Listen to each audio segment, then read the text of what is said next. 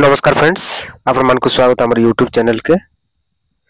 देखो गोटे breaking news आज प्लस टू रिजल्ट छाड़वा के जाऊे। आज हूँ 21 मई 2025 4 बजे सुधा आपण मान रिजल्ट वेबसाइट रे अवेलेबल रहा।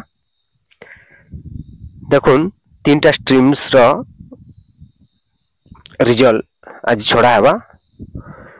Arts, commerce, science and vocational मध्य रिजल्ट पब्लिश है।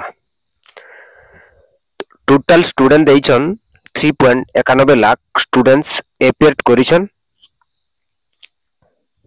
जेंटे कि 18 टू मार्च 27 तक के एग्जाम रहउतला। फरवरी 18 टू मार्च 27 तक एग्जाम 2025 रहउतला।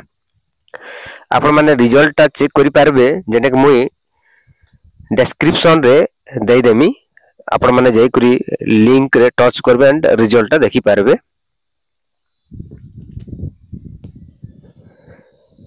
तो ऑल डिटेल्स डिस्क्रिप्शन रे आपण केनो जिबे केना रे चेक करबे तार डिटेल्स मुई डिस्क्रिप्शन रे दे दोछ। आपण माने जाई करी रिजल्ट चेक करि नेबे।